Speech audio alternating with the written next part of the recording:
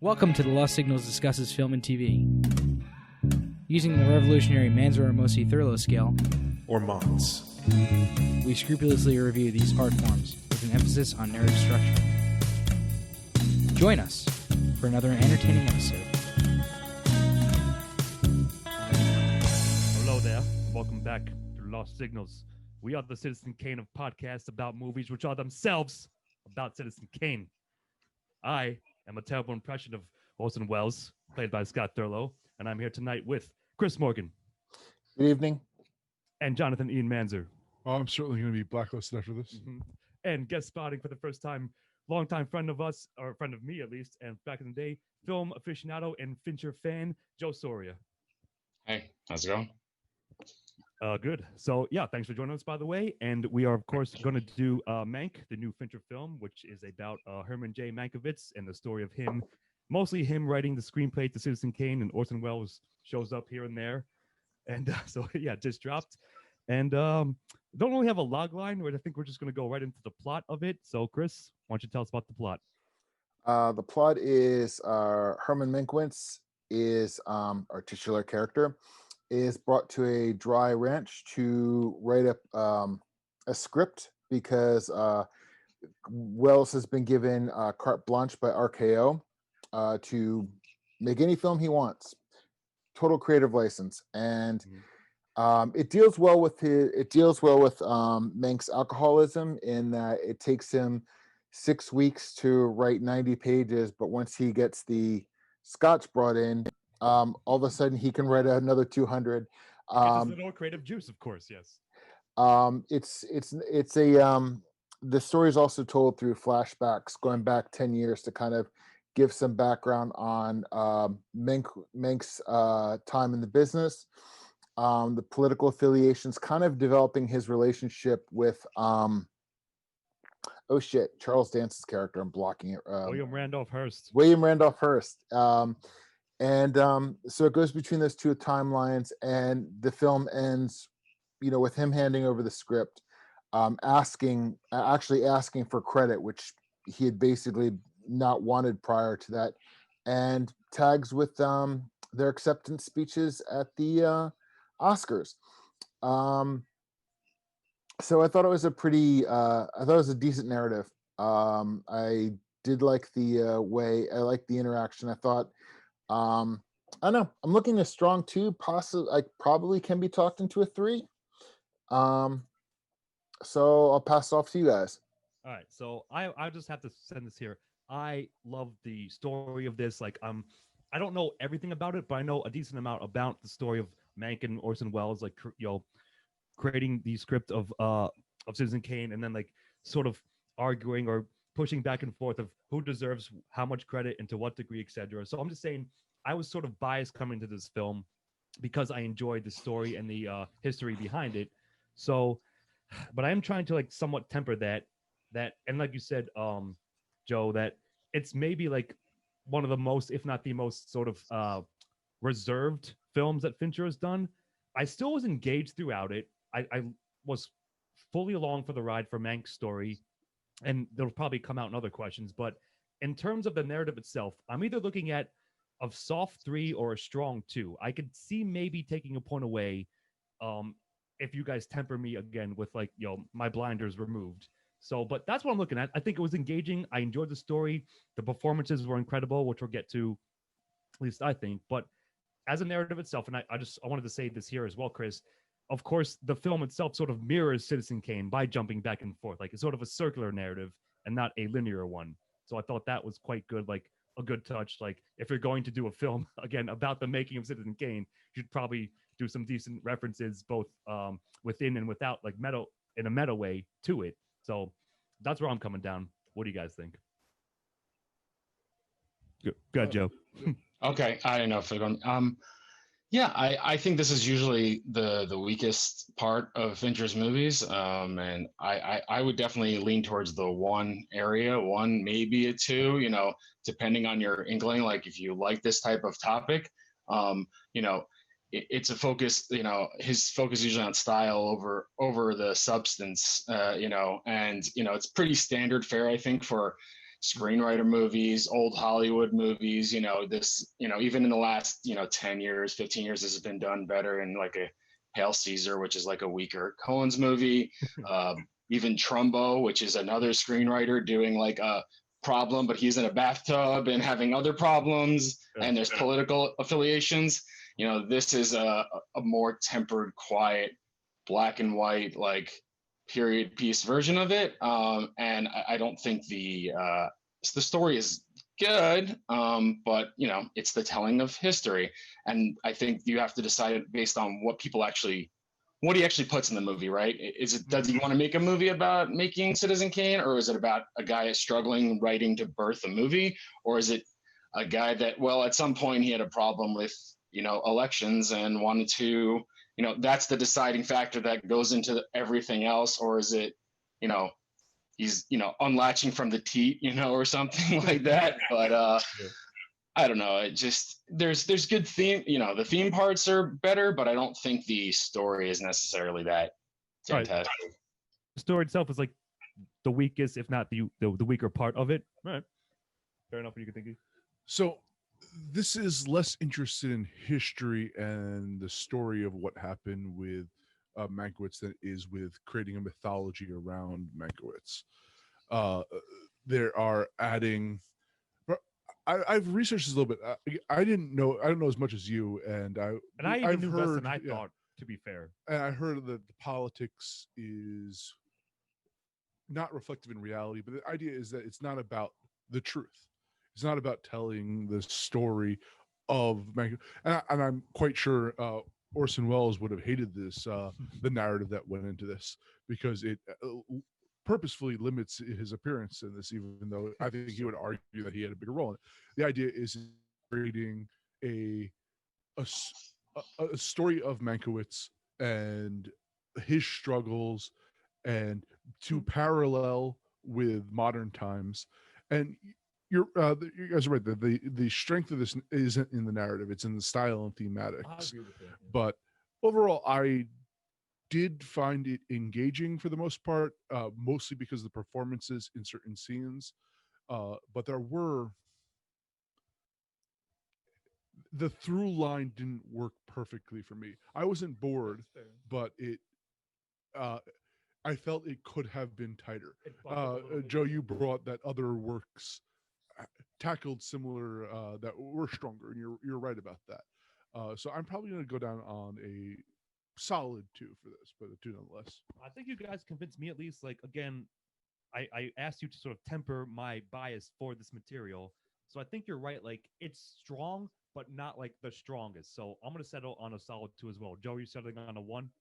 Yeah, I'd be at a 1. That's fair. All right, so that's plot done. And E, go on with the theme. Since you Joe being the curmudgeon of this, I like this. I'm usually the guy who has to. You're the William Randolph Hearst of this podcast, apparently, my friend. Yeah. So I actually really like this work paired with Citizen Kane. Citizen Kane itself, because it's dealing with 2 idealists, where in Citizen Kane it's about an idealist gaining power and ending up broken because of and selling out to that, where we have almost an uncompromising idealist on the completely other end of the spectrum, and they both end up in rotten places, although there is a happier ending to this than in Citizen Kane. I like the parallels with modern day politics, even if it was depressing, because I am more of an Upton Sinclair than which Bill Nye was, from what I understand, cameoed as. Yeah, I did not realize that until after the fact that it was fucking. But it is leaning on the disillusionment of leftist politics, which led to Mankiewicz writing almost a hit piece on Randolph Hearst as a defining legacy.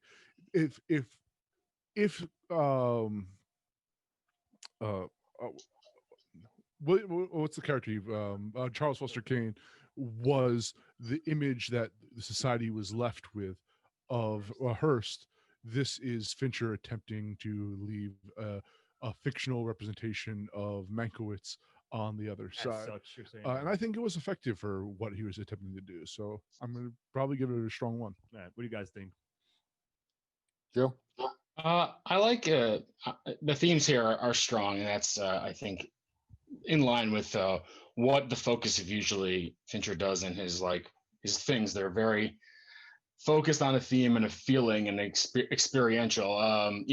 Definitely the big addiction. Usually the drinking stuff I usually kind of get kind of wave away, but it wasn't overly over the top, and it was well done. The bottles hidden in the with the seconal, and then the changing, and the guy in the delivery, and there's a box, and I said in the movie, I said, well, you had to go with what's in the box. Like when they're holding it, they're standing there literally with the crowbar pulling off that little nail, and you're like, what's in the box? And it's like, of course it's liquor. That's what he's been waiting the whole movie to actually get. And he's drinking and smoking in every other scene that's not in that house. It's about the creative process, the filmmaking, production, the old Hollywood, like we've been, like we said in the beginning. And I think it does a good job on, even though I said there are better versions of it, it does that great portrayal of those things, the walking and talking type scenes in the hallways and the meetings in the rooms and all these kind of meeting with everybody. And then even the politics scenes, they're well done. So thematically, I think all these things, there's a lot covered, and they're all covered pretty well for the most part. So I like it. Good, Chris. I mean, I think Ian and Joe explained it well, and I think this is part of the reason that I found the narrative decent, because I didn't feel like it was a linear narrative. I felt like it was more of a snapshot in time based upon one character through his eyes, the world around him. Integrating the politics of the state politics and national politics, as well as the Hollywood politics. I thought, thematically, I thought it was great. And, that's also kind of ties into why I gave it the boost I did with the plot, because I feel that they kind of complement each other and worked really well. Yeah, I mean, I largely agree. I don't have much more to add. I think it says, a troubled but talented writer, right? Like navigating but a seasoned veteran one, and then like sort of budding the politics of the time, and with like trying to bang out his masterpiece, which eventually is agreed upon to be as such. And yeah, I think they mostly gel, like for the large, those 3 or 4 things are gelled together well and are weaved throughout the narrative that creates a very strong thematic through line. So I'm going to give it a 1 as well. All right, and that will move us along to me with antagonists. So I don't know, alcoholism, trying to service your own demons while being heralded as like a creative genius, and then dealing with the corporate side of Hollywood, especially in the mid to early 30s. I guess like I certainly felt Mankiewicz was antagonized by himself, by others in his life, by his the orbit of people that he came in contact with. So, and again, this will go into the next question for sure, but I felt Oldman's struggles and pain and triumphs even throughout as the circular narrative unfolded itself. So yeah, I think like I might not be able to point to one single thing and say this is the antagonist, but it's again sort of a melding of things, much similar to the themes that we just said. And I think I'm going to give it a very strong 1, because you could feel, again, it made him a very empathetic character, even if he was sort of a dickbag, like at various times, like whether that's perfectly historically accurate or not. Like you said, it's sort of the mythologizing of it, of this person. So I think it's pretty strong, and I'm going to give it a 1. What do you guys think? If you don't mind, I'm a big fan of stand-up comedy, as you're well aware, and there's an interesting discussion I'm hearing about the politicization of stand-up comedy nowadays. But all art in our current era has been heavily politicized, and this is an interesting way of I don't know enough to make a comment on it, but it's almost a defining thing of art is always politicized, and that is really what is driving. Like he starts off, granted, perhaps it's not purity. He's into alcohol and gambling and but he begins the film by trying to make a kind of a universal horror film, and he's slowly broken down by his disillusionment to politics, to the conversion of the studios making propaganda pieces for different political parties. So I feel that that was really the start of what was breaking him. Pushed and him to and perhaps that's more of a modern view of art pushed upon earlier day, or it's a thesis that's always been part of it. But if I think that is part of his thesis going into themes, but that makes the antagonist work for either me. way. It's effective. Yeah. You're saying, yeah. Good boys. One of you go. So I mean, yeah, I think I was trying to figure out the whole time who the antagonist is, and I think you'd have to say, kind of in the way of what you're saying it, but solidifying it would be like Hollywood itself, right? The whole time, he doesn't. You don't even see another movie that he actually writes, right? They don't even mention that he had any. He's just kind of bumbling around. There's all these other things going on. Everyone's just watching him get drunk, and they're like feeding him liquor, and like he's like the organ grinder monkey, the caged animal, all these reflections that happen over and over again. You're just like, he's on show, and what's the point? So I lean, like you said about Wells isn't really in the movie, in the movie. Even Charles, the Willie character or whatever, the Charles Foster Kane real life. Now I'm blanking on his name too, even though you said it already. William Randolph Hearst. Oh, Willie. I don't know, but Willie Kane's more important than he is. I was gonna say not Tywin Lannister. But Willie is there, kind of not in the background, just haunting and standing there. And I would, to me, the best actual antagonist on the screen ends up being the Thalberg character in that one or two scenes where it's like, you have no spine. And he's like the example, like he actually tells him like it is. He's the only one. So, there is like a little confrontation type thing. Hollywood itself, him down the script, and that's it. So you cut out a bit, like something weird. Yeah, I was happened. gonna say. Oh, just for a second. But you're saying you're giving a 1, and if I might recap, I like the Hollywood itself, like the Hollywood system is Mank's antagonist. I really quite like that. But Joe, I want to make a point, Sure. because you maybe just think of it, that you said that they don't reflect on any of the other work he did. But if you think all of the scenes that take place in the past are his reflections in the moment of writing Citizen Kane on what led him to write Citizen Kane. Right. And it's almost a self-defeating aspect to him, that he doesn't view any of the triumphs he had.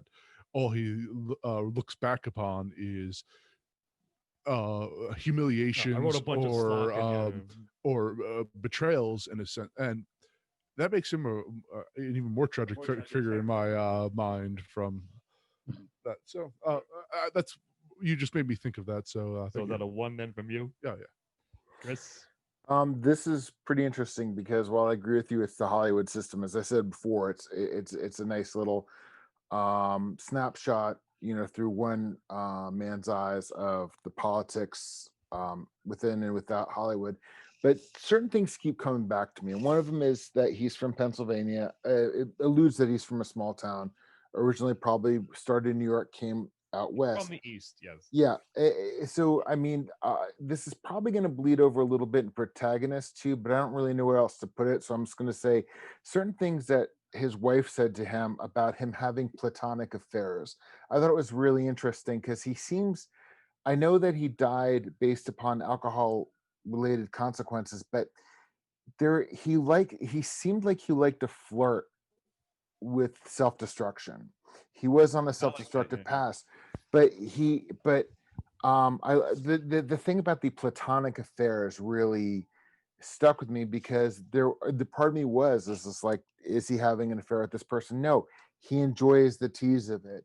So not well, in the way that, not in the traditional way, but not in a self-destructive way, not in a way that's going to hurt anybody. It's kind of like he's living a Hollywood facade within his own life. So while I agree with you, the bigger machine's part of his antagonist. There's part of him that is antagonizing himself because is reacting to this larger world that is. I guess that is part of the antagonist, but I mean, I guess his self antagonism is a result of the larger systemic antagonist. But like I said, I found it really interesting that he seemed to, yeah, he was legitimately an alcoholic, but he seemed to flirt with the idea of being self destructive rather than truly being self destructive. I would say it's not only self-destructive though, because it starts really the movie with that letter where he sends it to the guy, bringing another guy into the lines. Then, right? It's like to letterer, and that's the guy he keeps referring to, even though he just kind of because that's her cousin, and it's he starts with that letter, and everything's great out here in the West, and then he's looking for him in the bathroom, and then you just come out there for a paycheck. You're all sitting in a room. They have all these great writers and playwrights, and I mean, I'm not a huge. I'm a pretty good film aficionado, but my knowledge of them as writers throughout that period was, leads more to the Barton Fink side of things, where it's like writing Wallace Berry. They made a joke about him breaking Wally's hand. That's Wally Berry who writing the wrestling pictures, and like it is the Barton Fink model of like go out, but that's obviously a different type of movie, same period, but every single writer is about self-destruction in some way, right? If you're not writing, then you're failing. So, almost any antagonist can be yourself a lot of times. So I try to avoid that in my antagonist list. But no, I mean, even if it's not like that's one of the layers, I think it's still going to be effective on top of all the other things we also just said. So I think we're all giving it a 1 because of that, because of those. He's able to, at least in this story, you can see that they all sort of come together on top of him in various ways to various degrees at various points in his life and story. So it looks like it works. All right. Speaking of that, of Mank himself, the drunkest, smartest, and wittiest man in the room, Joe, tell us about the protagonist. Yeah, I mean, Mank is a man of inner turmoil, and it's like the greatest turnoff. It leads to his downfall, and like everything about him, the whole time is a joke until it's not anymore. It becomes this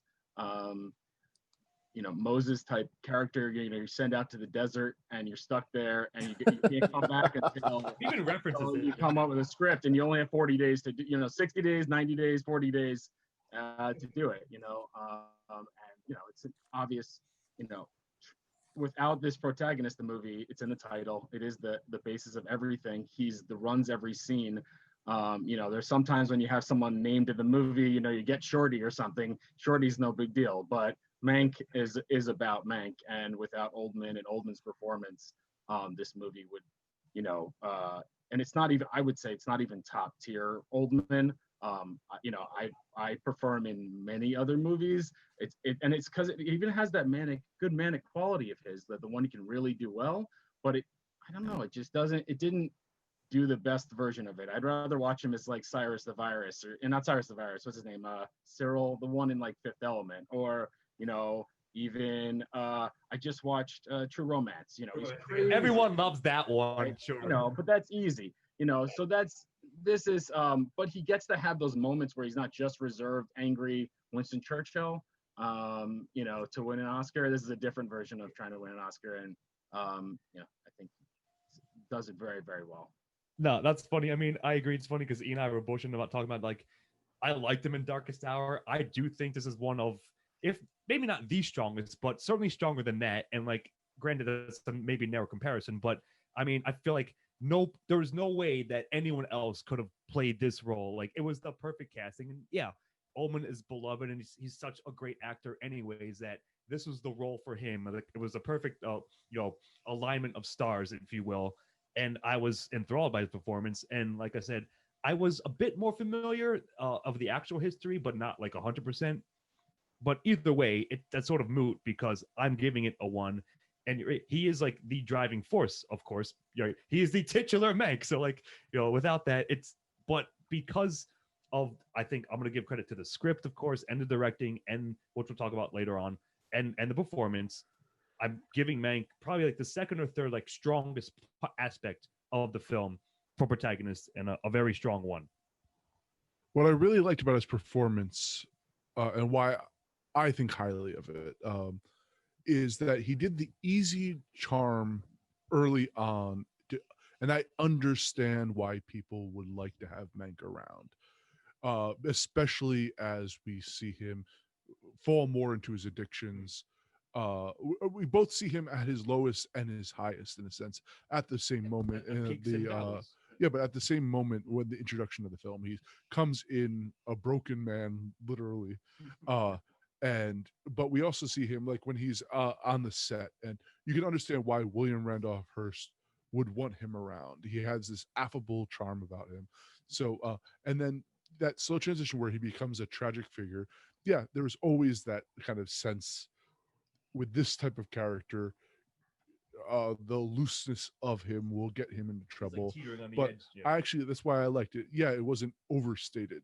It was played to, in a movie where everything is highly stylized, his performance was nuanced. Where it could have been over the top, and perhaps, especially that last monologue scene, was verging on that hyper stylized. But I think his performance was great throughout this, so I'm gonna give it a very strong one. What do you think, Chris? I thought he was an interesting character. Anytime you do any kind of biopic like this, you wonder what's reality, what's fiction, But Of course. but as far as Gary Oldman's performance, to me, Gary Oldman's greatest thing was him playing Sid Vicious. I just so it's just a matter of like this would have been I a know you very like Sid and Nancy quite a bit. Yeah. no, but what I'm saying is this would be a very easy role to overplay. Sure. I mean, him playing Churchill, he's a fan of Churchill. Throw any kind of like makeup on somebody and act through the makeup, you're gonna be like, Oscar fodder. I was quite fond of him. I always gave him credit for Jim Gordon, but I was quite fond in Ticker Taylor Soldier Spy that he was able to walk into the Alec Guinness role pretty effectively. I'm giving him a 1, both because I found the character interesting, and Gary Oldman's performance in a character. Anytime you have an alcoholic like this, it's so easy to It overplay. can be easy to be You one-dimensional can, about but it. and he just added such depth to this that his performance really made me like the character probably more. So I'm giving Sure. a very strong one. All right, very nice. Well, Chris, continue on with the secondary cast.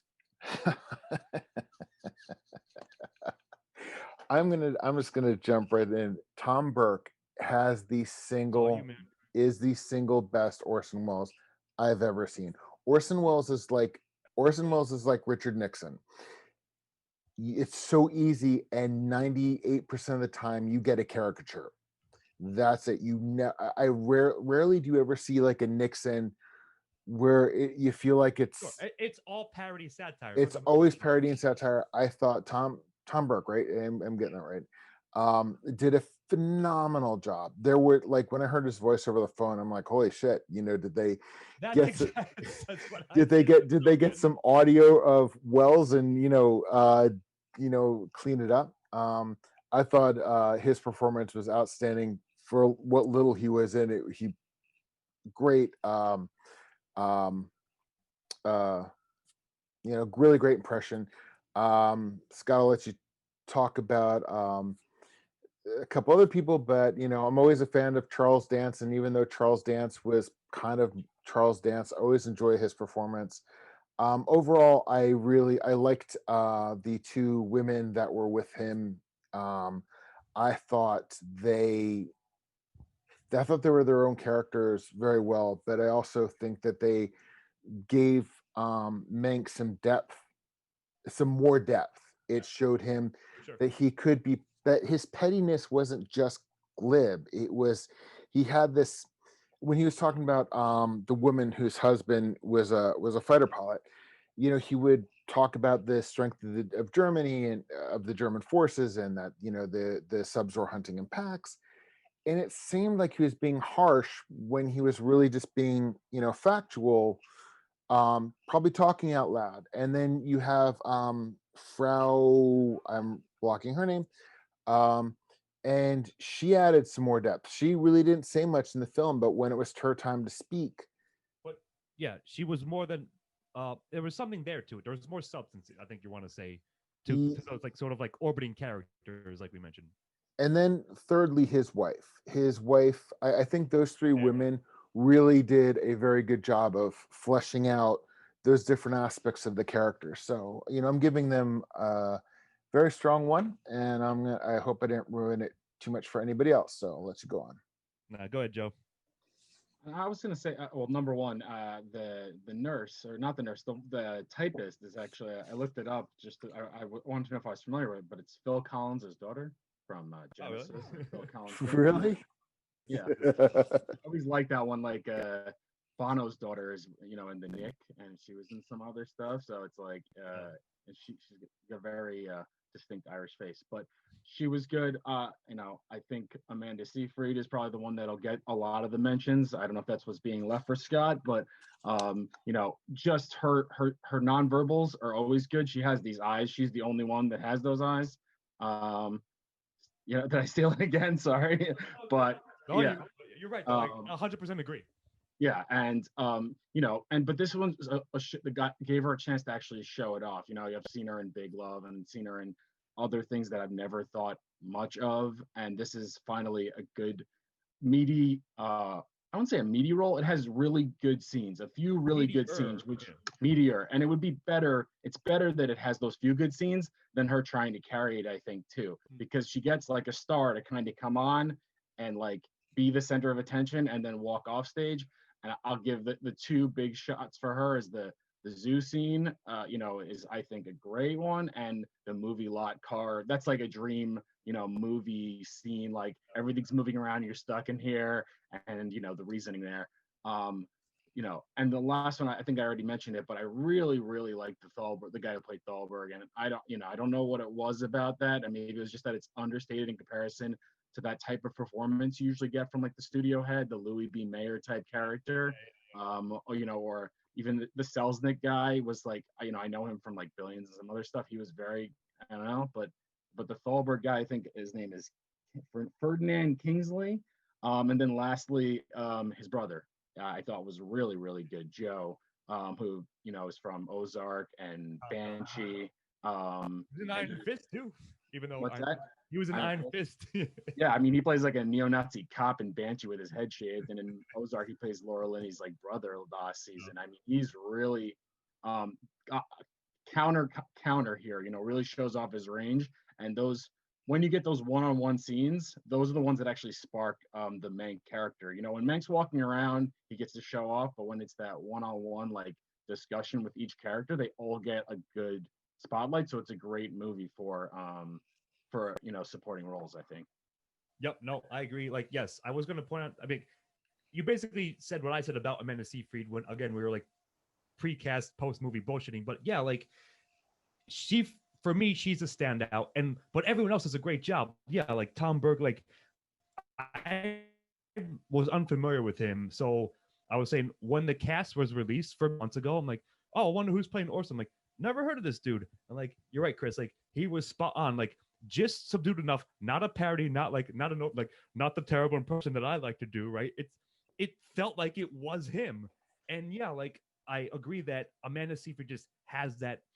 She has the looks, if you will, but I don't think she was ever allowed to have a role like this. She was the last thing I remember her being in was fucking In Time with the fucking Justin Timberlake. She has that old Hollywood glamour yeah, to her, and it played up to her strength. Like I'm saying, like she was in like Jennifer's Body too, like shit like that. Like she wasn't given a chance. Mamma Mia. Yeah, to have it. Yeah, a role like that. But you're right, like because she was sprinkled in just enough, and she was given like the star to shine for those moments, but was never like overshadowed or didn't overshadow anyone else. So yeah, those are the standouts to me. And like, yeah, you're right. Like I like how the studio guys are like, we're sort of like the old crotchety studio execs from the 30s that you expect, but without being so like one-dimensionally over the top that in a way that you've seen parodied again so many times before.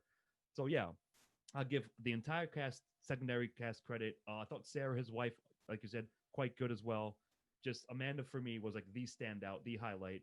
But everyone else did a great job, and it all came together. So I would also point out, you said that a little bit, but it's actually, I think, part of the budget too. And one thing that Fincher's never really done, and I think it was like my rule number one or whatever, but he always has huge budgets, and this movie does not have that. So the reason you don't have this, like every single role has a famous person probably, is number one, the budget thing. Number two, it might have been a choice to say, you don't know these characters already, don't put it on all these famous people to playing other famous people. Like May or whatever. Yeah, I kind of like that. I don't like it usually. Sometimes I'll like it, but usually there'll be too many where it's like everyone famous is playing somebody else famous. It's a little much, I think, and this it makes it seem more realistic almost, that you don't know who every single person is before they are who they are. So Yep. Oh, yeah, it's good to cap off. What are your thoughts, E? So I agree with a lot of what you guys said. There's one point I want to make though, in that's the use of Orson Welles in this. How to handle a figure like Orson Welles, Such as him. because his specter is cast throughout this entire thing. He shows up about every half an hour for a phone call or something like that. But the beauty of it is that it could so quickly become a movie, Mank and Orson, and that's often how Mankiewicz is treated in when they discuss him. It's in relation to Orson Welles. Here, it's touched upon. The actor did a fantastic job in portraying that the gravity of that person, that alpha personality that dominated rooms, but it allowed Mank's story to worry about Orson, in a sense, overshadowing him in there. Yeah. But and I just think that was actually one of the best handlings of. Though again, as I mentioned earlier, I think Wells would have seen this film, but I don't think he would have particularly enjoyed it. Wells would have seen the film. Sure. So He would have seen the film and denied seeing it. So I imagine that means we're giving it. Oh yeah, we're all giving it a 1. Mm-hmm. All right, E, why don't you continue on with the dialogue?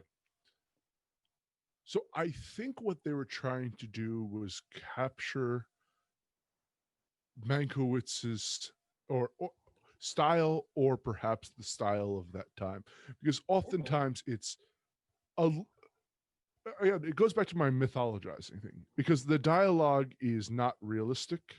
It is oftentimes characters are witty when it's the Sorkin problem again, like that. But it's not, but that's the thing is comparing to Sorkin is it's completely different type of style there.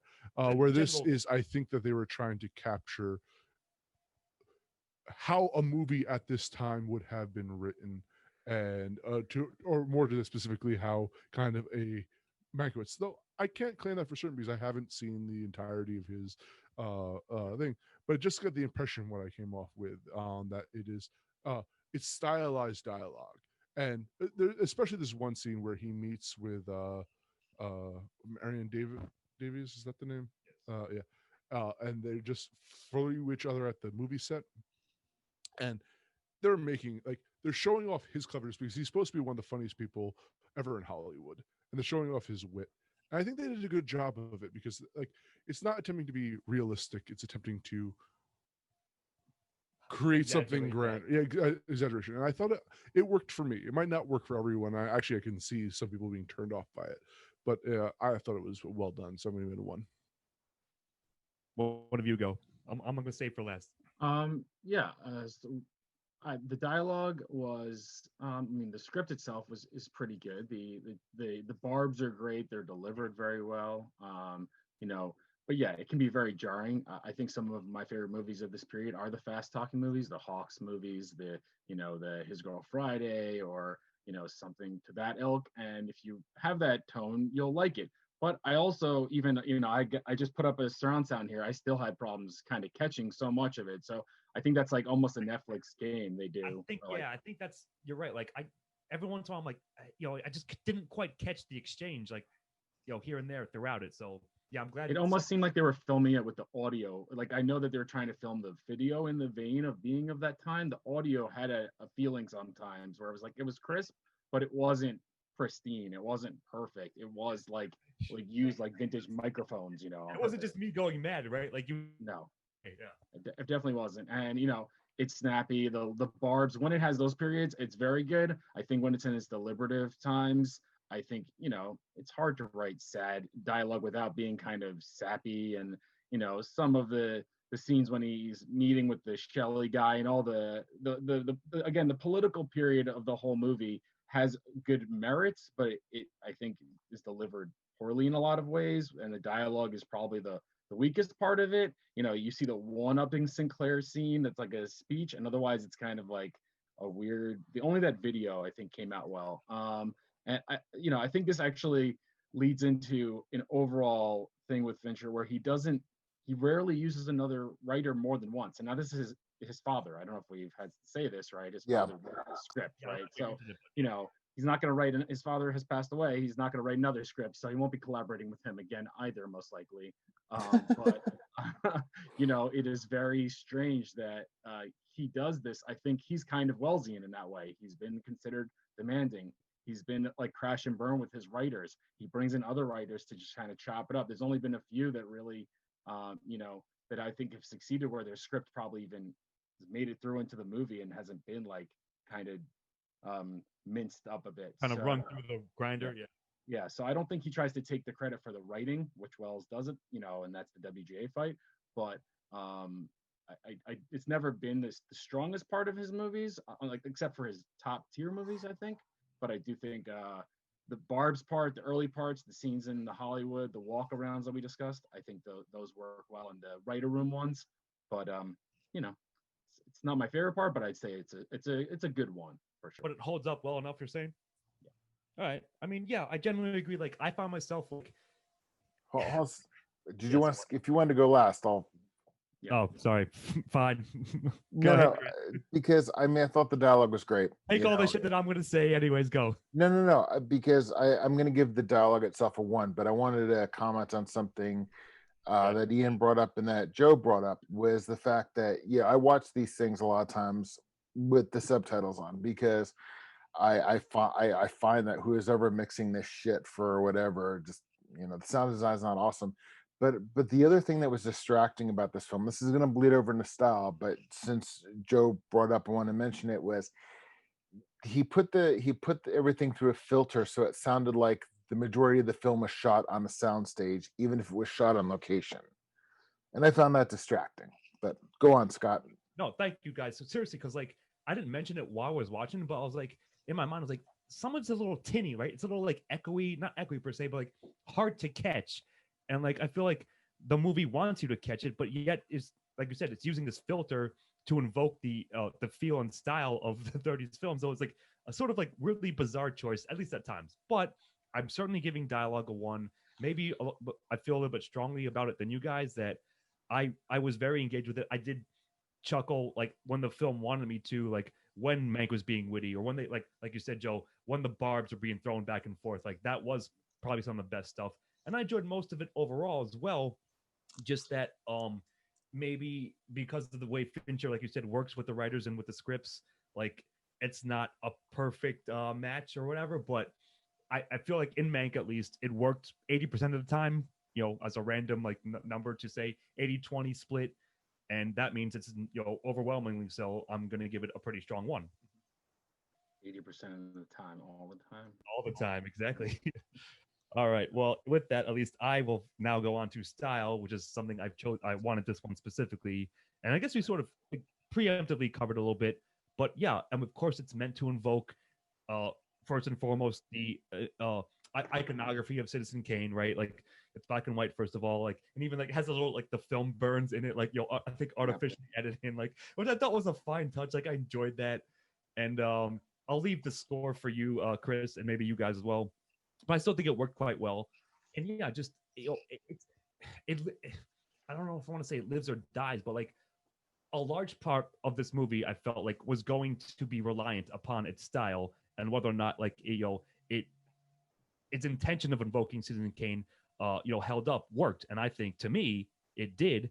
And it just it made me appreciate it because of the fact that it's trying to mirror without necessarily aping, like, copycatting Kane itself, just invoking like that, again, that tone, if you will. And I think it worked quite well for me.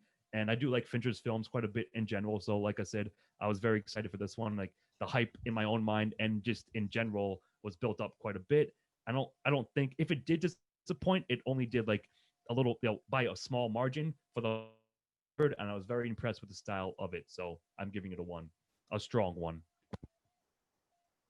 I'll go and say that I like the score quite a bit, but I'm actually going to give this a big 0 because I hate the fact the movie, it being in black and white, the filters they used, so it made everything sound like it was on the soundstage.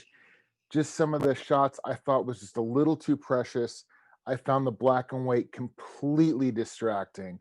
I found, as we were saying before, with the, as I said, with the filters making it, I had to keep, it took me a while to watch this film because I kept having to rewind things.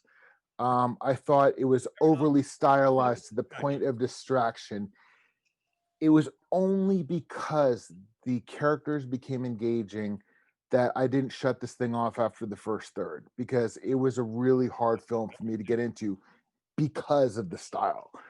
So credit where credit is due with Trent Reznor and Atticus Ross. Yeah.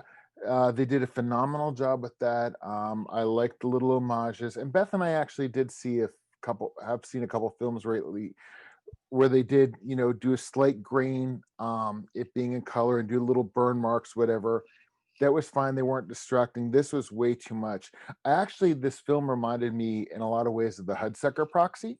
Yep. And there's a really great example of, we keep bringing up LA Noire too. There's two really great period pieces that could have been in black and white, but were in color, and just did a phenomenal job. You didn't really need the FX to it. So I'm going to give this a 0. Fair enough. Just to rebut you, like I feel like you did, like if Fincher decided to shoot this film in color, I felt like that would have been a worse decision than doing it black and white. We were saying it was a bit too much, a bit too distracting, and that's valid. So yeah, I was gonna say, I think that maybe, I don't want to know if Netflix wants to be the go-to place for making your black and white movie, but that seems like where they're headed if they're just gonna pay. Roma was good. It was good. I'm just saying, like, if everyone, they're the ones that's gonna bring it back by not showing films. Black and white. The point of it was shot in film. Like, you're doing some kind of inversion to do that. You're always going backwards. It is a stylistic choice. I try to stay away from the black and white color thing. That's a director's vision choice. I don't have a problem with it. I think it didn't detract, it didn't add to it. The things that I think did do well, even on that budget, are the production design.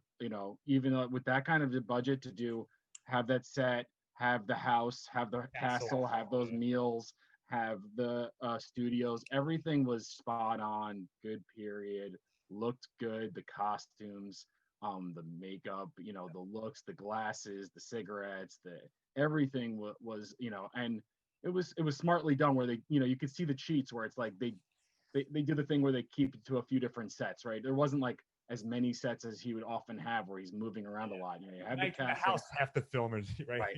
The house, the castle, and the studio, which you could repeat the studios, basically. But I think that was beautifully. Yep. I also think that I actually appreciated that it was tempered in the cinematography, and that the only time it actually kind of went zany was the election night, where he makes that bet, and they do that little like weird like 50s 40s like spinorama type thing where he's like spinning out of control, and that they do that. But otherwise it was actually, what's that? No, I was just laughing at that. I was like, yep, you're right, like agreed. Yeah, right. He doesn't do so most of the time he tries to show off, or I think it was well reserved. So I think overall the style was good. The black and white didn't didn't add much for me, and I think it's just kind of a choice. But I think it was just kind of there. Yeah. So Scott, did you mention? I'm sorry. No, go ahead. Scott, did you mention Roma before when we were talking about black and white? Well, Joe was just saying like, oh, like Netflix is becoming the home for like new black and white movies. I was like, the last one I remember was that, or one of the ones I remember watching was Roma. Because Roma did work for me because I felt like it was shot in black and white. This felt like a digital film with the black and white filter on it. Let's put that one. Okay, sorry. Goody. I would just say the hyper stylization worked for me because of what I think his intending was not to mimic exactly how those films are made. It was to glamorize that. So there's a there's a fakeness to it that works for me because it's to again this That sort of laughed itself back into like because it didn't like um I bring up this movie quite a bit, so but a Big Fish, which has a lot of elements that are over the actually I do I, this is kind of Tim Burtonish in a way. Not necessarily in his surrealism, but in the hyper stylization to make uh, a, a a point for what they're trying to do with that. And it worked for me where it didn't work for you, Chris, which is fine. I don't think it will work for everyone, but I liked that kind of almost like reflecting back upon that period versus trying to mimic that period. Like that kind of there's a lens of nostalgia over it, which I'm okay with in this sense. Right. Even though generally I hate I nostalgia. know you do, but in this sense, you're giving it a 1, right? All right, cool. So let's bring it on home. And actually, so Joe, it'll be on you for recommend. And since you had just, in case anyone has, or at least viewers, yesterday, at least the day before this recording, Joe released December 3rd. Yes, today's the 4th. On the 3rd, put out an article where Joe, as I think we implied or mentioned that you did a whole retrospective watch of Fincher's films and sort of did tiers, a la the way we do our Oscar ratings, did tiers of them. So, A, what's your recommendation for Mank? And then B, now, at least as of this moment, where does it lie in your ranking of Fincher films? Yeah, and yeah, so I think for the average film watcher, like honestly, this is probably a snooze. I don't know, because I definitely had moments where I would kind of rub. I wasn't rubbing my eyes. The person who was with me fell asleep, but she often does. So that's okay. But you can tell that this isn't a movie that would. There's a reason it took 20 years for him to get it made. And it also, when it does have its moments, it's interesting that it didn't get, they forced out, Netflix tried to force out Chicago 7 before the election to have that election, to show off that thing. This has the same kind of vibe, and they waited till a month after the election to put it out, even though they've had it for, it has the same, literally the same like baseline opinion or whatever you want to take out of it. And then they waited till after the election to do this story, which was very, I think, a mistake too. I don't know. I just personally, it wasn't among my favorites. It's definitely his most reserved. It's definitely outside. I like when people challenge themselves, but I think most people find that when bands try to do something different, it's not their favorite album, and I would not lean into this being my favorite album. And the back to the black and white thing for a second. I think like we were joking about it, but every director, the Coen brothers had the man who did, the man who knew, the man who knew too much. The man who knew too much. Wait, the man. One of them's Hitchcock, but Hitchcock was always black and white. Is the man who knew too much? The man who wasn't there. The man who wasn't there.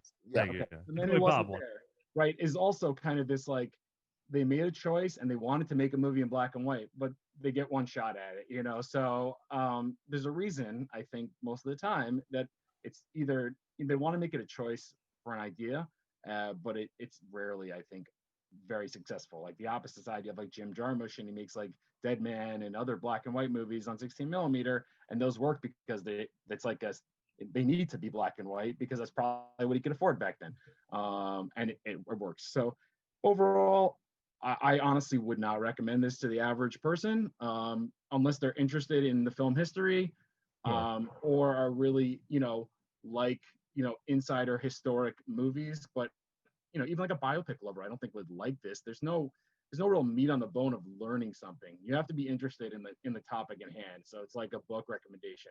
I would say 95% of people, I wouldn't say to watch this.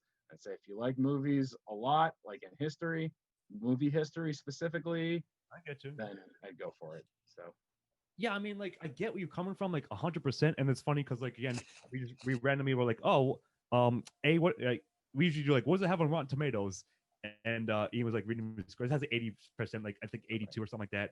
And he was like, what do you think people say about it? I was like, they're gonna say it's boring. Like, obviously, like I understand that. Like, that's the one thing. Like, no matter what, like I hate to be like elitist about it, but like I was like, the unwashed mashes are gonna say it's boring. Like, and I understand why you might say that. And you're right. Like, maybe it is because I'm more like, this is the history and like the story that I have a familiarity with and like an affinity for, and so like I'm already sort of automatically invested in it in a sense. But I guess one of my personal measuring sticks has become, would I watch this film again? Yes, I would. Now, would I recommend it to everybody? Maybe not, but I probably would recommend it to more of my circle than I wouldn't. And they, because we're just nerds in general, they might have seen it anyways. But I do think it's like it's not become like instantly the best Fincher film ever, but I think it's good, and I think it's one of the best, if not the best film I've seen in 2020 so far. Again, granted, knowing that it's something that I'm already like biased towards, but I'm gonna end up giving a one with like maybe a small caveat, but still a one at the end of the day. Hey Joe, this is actually when you mentioned the fact that fans of Fincher might rebel. I've actually seen that a couple times on reviews. People who are disappointed with this as Yeah, and I can I very much enjoyed this film, but very good points that I'm jealous that I didn't come up with. So I'm going to agree with you on your recommendation there. Okay. Yeah, no, you're right. There is average audience. This is It's probably not their cup of tea. no, It's no, it's a no, it's a film, for sure. And this is not what this is not what he usually does. He does big stuff for not for everybody, but for a good cross section. A broader audience than this. Yes. Yeah. So I think it would be more of a 50-50 on the average viewer whether they enjoyed it or not. So yeah, I agree with your So putting point on 0 that. for recommend. Chris, bring it home. Where does that leave Oh, you? Well, I have to agree with Ian. Joe, you get me to change my score because you were absolutely right about your assessment. I love Jarmusch. And when he did the 16 mil, when he did Dead Man, yeah, the man who wasn't there immediately is one of the ones I thought about. There was an artifice about it that didn't work for me. And then you get something like Roma, and I don't know if that was shot digitally and then a filter put on it, or if Alfonso Cuarón actually shot that, in black and white. But that film absolutely worked for me, and I felt that this kind of, I don't know, it didn't, like I said, it took a third of the way for this film to get me into this film. And I have seen Fincher films that work for me and other ones that didn't. And I really was on the fence, and I was like, I'll give it a okay. But the arguments you gave were sound. I thinking about it, I'm like, yeah, I don't really know who I'd recommend this to. And the last time I had this debate, it was over Palm Springs. I remember that because it's the movie I keep forgetting, and it just shows up every now and again. But yeah, Joe, you brought up some really good points, and I have to say it tilted it back. So I'm sorry, I'm giving this a 0. It's not going to get a recommend. sorry to ruin it for That's fine. everybody. No, you didn't. No, you didn't. You know, this happens all the time. You can convince each other of one way or another. Chris, did you watch this with Beth? And if so, what did she think of it? No, No, I watched it by myself. The funniest thing is, all right. Beth's got her number on this one, so I said, so All right. I didn't even have to mention Mank. She goes, yeah, I saw, as soon as I saw this thing, I'm like, they're gonna review it because she knows us. That's more telling than anything else, but sure. No, this is totally in our wheelhouse, and we all know, especially your affinity for Orson, for Citizen Kane. I do love Orson Welles and Orson Welles related things. Yes. And what was that cheese from Futurama? The cheese log. Tell me a way you could do that at all. So the real line is like, this is a quick thing. Like, look it up. It's a famous thing of Orson having to record lines in the studio and in a radio for like ads and stuff. And he's like, show me a way you can say this sentence and I'll go down on you, right? So like in the Animaniacs, it's like it's the brain's like, way you can do that, and I'll make cheese for you. Like that's the way they sort of like PG'd it up or whatever. But anyways, yes, I do like the Orson stuff skits, but like I said, I did try to temper that going into it, but I can't help it. But anyways, let's give out the scores since we've now all officially clocked in. So I have given it the highest score with a 9. Ian follows behind me with an 8, and Joe and Chris have both given it 7s, which gives us a 7.75. We mostly agreed upon plot. Joe gave it a 1. Was a little weak. Managed to flip them all. Only I recommended it.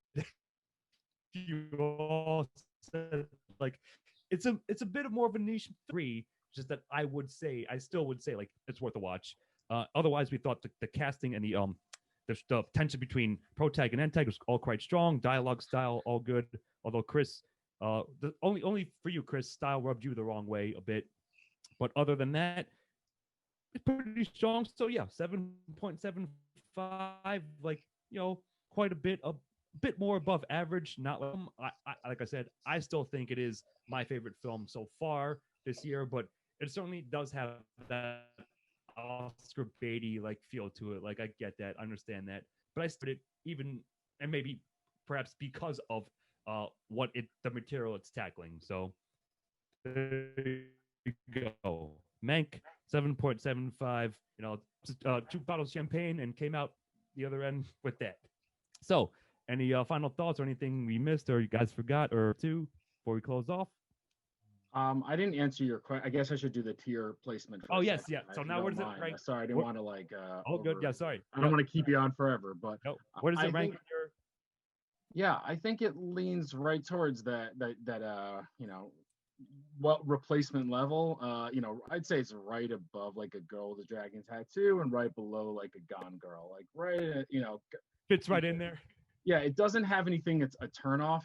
And I think the below that you start getting into turnoff mode. I think the Oscar bait is a big one for me because I think the only other time you really went for it was the Benjamin Button, and it was a nightmare. So at least comparatively, this is acceptable. So I would say that's right where I would lean towards it, and yeah, that's probably it. Yeah. All right, right on. Well, that'll do it for our episode about Mank. I have not been Orson Welles, but I've been Scott Thurlow. I've been here with Chris Morgan. Good evening. And our guest spot buddy, Joe Soria. Shalom. And Professor Jonathan Ian Manzer. I need you to emphasize in July. In July? Show me a way you could do that and I will go down on you. Anyways, we're Lost Signals. We'll catch you next time. Editing and engineering by Christopher Morgan. Music by Christopher Morgan. Check us out on YouTube and iTunes for the shows, and on Facebook and Twitter for updates. Or Mott's?